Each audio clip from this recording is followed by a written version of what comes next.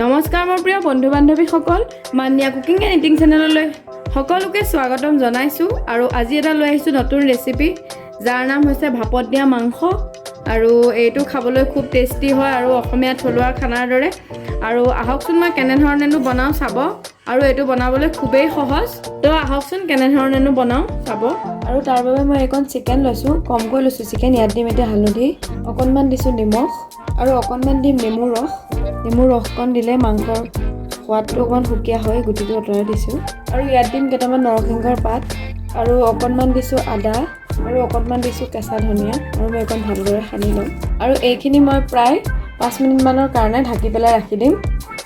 আৰু মই এতিয়া গেছটো জ্বলাই লৈছোঁ। আৰু মই এতিয়া এয়া চাওক, বিলাহী আৰু জলকীয়া এনেধৰণে এডাল শলাত চিলাই লৈছোঁ।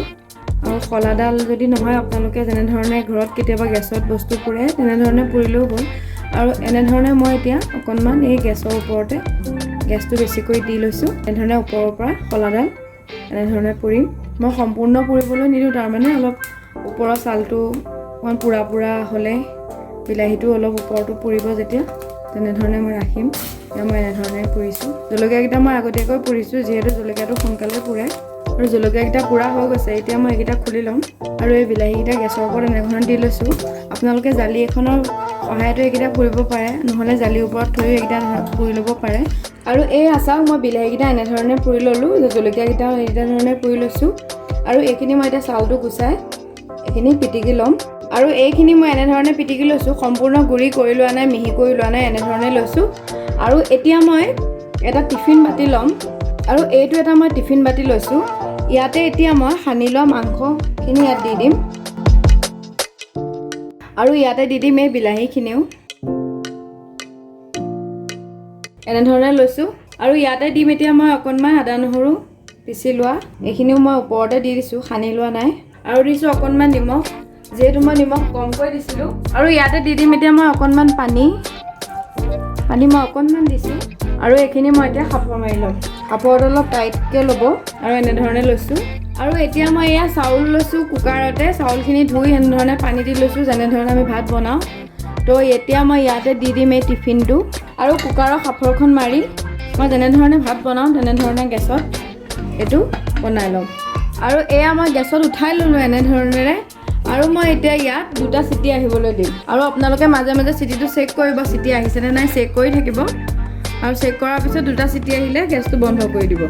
আৰু 2টা চিটি দিয়াৰ পিছত মোৰ চিটিটো কমপ্লিট হৈছেগৈ, অলপ আছে, মই অকণ খুলি দিছোঁ। আৰু এইটো মই এতিয়া অ'পেন কৰি চাম।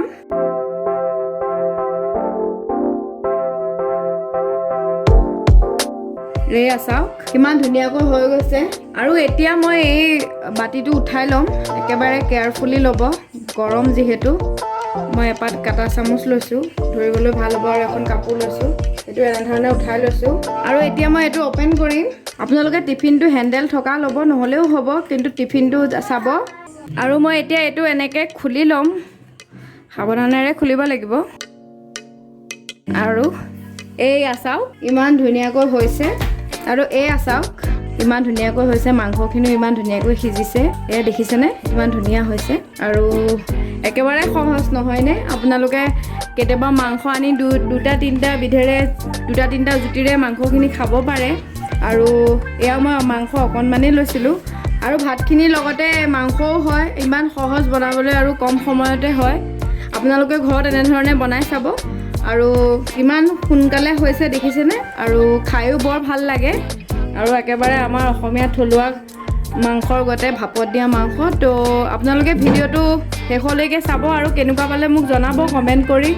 আৰু ভাল পালে এটা লাইক কৰিব। আৰু মোৰ চেনেলটো যিসকলে ছাবস্ক্ৰাইব কৰা নাই তেওঁলোকেও ছাবস্ক্ৰাইব কৰি দিব বুলি আশা কৰিলোঁ। ধন্যবাদ।